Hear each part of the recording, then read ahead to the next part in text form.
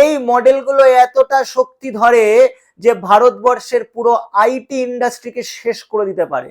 পৃথিবীর অন্যতম প্রধান এআই কোম্পানি অ্যানথ্রপিক তাদের লেটেস্ট এআই মডেল মাইথোস 5 আর ফ্যাবেল 5 কিছুদিন আগে লঞ্চ করেছে। এই লঞ্চের সঙ্গে সঙ্গেই তারা ঘোষণা করেছে যে পৃথিবীর বুকে এটি হলে সবচেয়ে ক্ষমতাবান এআই মডেল।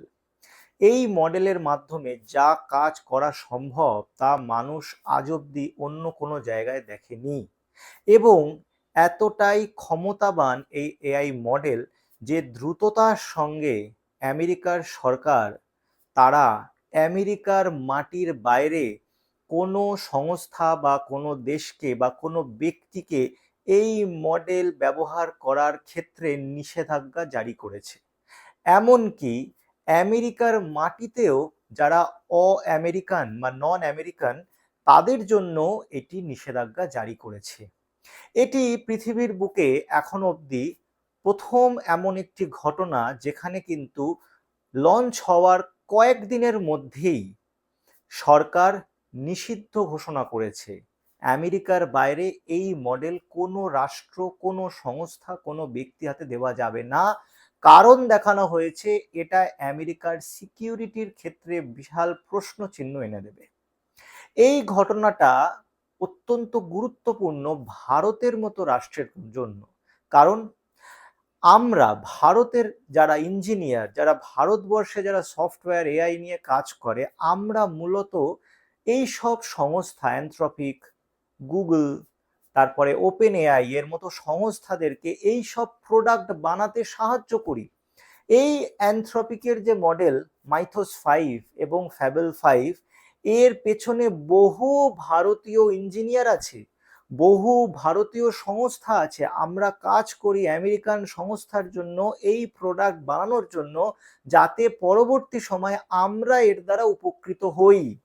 কিন্তু মজার ব্যাপার, আমরা এটা তৈরি করার পর যখন এটার লাভ আমাদের নেওয়ার কথা, তখন আমেরিকা ঘোষণা করলো যেটা কাউকে দেওয়া যাবে না। এবং এর সঙ্গেই একটি নতুন জিনিস আস্তে আস্তে উঠে আসছে পুরো পৃথিবীর বুকে, সেটা হচ্ছে টেকনোলজি কলোনি। আগামী দিনে এই পৃথিবীটা চলবে টেকনোলজি কলোনি দিয়ে। টেকনোলজি কলোনি বলতে আমি কি বোঝাচ্ছি? আমরা অতীতে দেখেছি যে ব্রিটিশ সাম্রাজ্য, স্প্যানিশ সাম্রাজ্য, পর্তুগিজ সাম্রাজ্য, ফ্রেঞ্চ সাম্রাজ্য তারা দ্বিতীয় বিশ্বযুদ্ধের আগে বিভিন্ন জায়গায় তাদের কলোনি তৈরি করেছে, উপনিবেশ তৈরি করেছে। যেরকম আমাদের ভারতীয় মহাদেশ ছিল, আমেরিকা ছিল, ল্যাটিন আমেরিকার বহু দেশ ছিল, আফ্রিকার বহু দেশ ছিল, এশিয়ার বহু দেশ ছিল।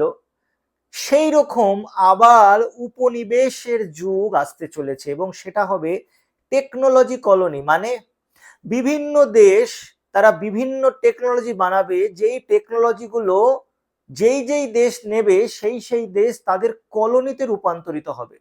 এই মুহূর্তে ভারতবর্ষের কাছে কোনো উন্নত মানের এআই মডেল নেই। আজকে যেখানে আমেরিকান সরকার $1 ট্রিলিয়ন প্রায় তারা এআই এর পেছনে খরচা করছে, তারা চিপের পেছনে খরচা করছে, সেখানে আমাদের ভারতের বাজেট হচ্ছে $1 বিলিয়ন কিছু বেশি, প্রায় 10,000 কোটি টাকা। চায়না যেখানে প্রায় $140 বিলিয়ন বাজেট নিয়ে নেমেছে টেকনোলজি ওয়ারফেয়ার, এই যে বিশ্বযুদ্ধ, টেকনোলজির বিশ্বযুদ্ধ হচ্ছে, সেখানে $140 বিলিয়ন মানি ব্যাগ নিয়ে নেমেছে চায়না। 2024 সালে ভারতের যে মিশন, এআই মিশন, তার বাজেট হলো $1 বিলিয়ন, 10,000 কোটি টাকা। 10,000 কোটি টাকার বেশি টাকা তো আমরা নতুন পার্লামেন্ট বানাতে খরচা করেছি। আমরা তো মূর্তি তৈরি কোথার থেকে বেশি খরচা করেছি, যেটা আমাদের এই মুহূর্তে এই পৃথিবীতে রুটি রুজির জন্য যেটা সবচেয়ে বেশি গুরুত্বপূর্ণ, এআই, চিপ, এগুলোর ভারতীয় বাজেট হলো মোটে 10,000 কোটি টাকা। আজকে বলা হচ্ছে আমরা ভারত এই মুহূর্তে চায়না এবং আমেরিকার থেকে এআই এর ক্ষেত্রে, শুধুমাত্র এআই এর ক্ষেত্রে 10 থেকে 15 বছর পিছিয়ে আছি। আমাদের টেকনোলজি কোনোভাবেই ধারের কাছে নেই। তো এইটা এত গুরুত্বপূর্ণ কেন? কেন এআই এ আমাদের অগ্রগতিটা এত গুরুত্বপূর্ণ, এত প্রাসঙ্গিক? তার কারণ হলো এই যে মডেলগুলো অ্যানথ্রপিক তৈরি করছে, ওপেন এআই তৈরি করছে, গুগল তৈরি করছে, এমনকি চায়না ডিপসিক তৈরি করছে, বিভিন্ন রকমের মডেল চায়না বহু বানিয়েছে। সবচেয়ে গুরুত্বপূর্ণ বিষয় হলো এই মডেলগুলো আপনার যে ম্যানুফ্যাকচারিং এর কস্ট, মানে কোনো জিনিস তৈরি করার যে খরচ, সেটা প্রায় 100% কাছাকাছি কমিয়ে দেয়। মানে কোনো একটা জিনিস একটা সংস্থা 1 কোটি টাকায় তৈরি করতো বাজারে, এই টেকনোলজি হাতে আসার পর সেই জিনিসটা সে তৈরি করবে 10,000 টাকা, 20,000 টাকায়। 1 কোটি টাকায় যেটা তৈরি হতো 2 বছর আগে, সেটি এখন তৈরি হবে 10,000, 20,000 টাকায়। এমনকি হলিউডে দীর্ঘদিন ধরে আর্টিফিশিয়াল ইন্টেলিজেন্সের বিরুদ্ধে আন্দোলন চলেছে। তার কারণ হলিউডে যেখানে কোটি কোটি টাকা খরচা করে একটা সিনেমা তৈরি হতো, এখন সেই সিনেমাগুলোই যে নতুন সফটওয়্যার এসছে বা নতুন এআই যে মডেল এসছে, লার্জ ল্যাঙ্গুয়েজ মডেল বলা হচ্ছে, সেগুলো সামান্য কিছু টাকায় তৈরি করে দেওয়া হচ্ছে। যে কোনো ব্যক্তি ঘরে বসে, যে কোনোদিনও ক্যামেরা দেখেনি, যে কোনোদিনও সিনেমার ব্যাপারে কিচ্ছু জানে না, সে হলিউড স্ট্যান্ডার্ডের সিনেমা তৈরি করে ফেলছে। তার মানে এন্টারটেনমেন্ট ইন্ডাস্ট্রির যে হাজার হাজার কোটি টাকার কাজ আগামী দিনে চলে যাবে। বলা হচ্ছে আগামী 24 মাসের মধ্যে কোনো লয়ারের প্রয়োজন পড়বে না, কোনো ট্রান্সলেটরের প্রয়োজন পড়বে না, কোনো সফটওয়্যার ইঞ্জিনিয়ারের প্রয়োজন পড়বে না, কোনো ডেটা অ্যানালিস্টের প্রয়োজন পড়বে না। বহু বহু বহু বহু কাজ মাত্র 24 মাসে চলে যাবে। যেখানে ভারতবর্ষে একটা সিদ্ধান্ত নিতে 6 মাস সময় লাগে, 6 মাসের মধ্যে অ্যানথ্রপিক, ওপেন এআই, গুগল তাদের নতুন মডেল লঞ্চ করে দিচ্ছে, যেটা আগের মডেলের থেকে কয়েকশো গুণ বেশি পাওয়ারফুল। যতদিনে আমরা এটা উপলব্ধি করছি যে আমরা পিছিয়ে আছি, ততদিনে তারা 2-3টে জেনারেশন এগিয়ে যাচ্ছে। এতটাই ভয়ঙ্কর পরিস্থিতি।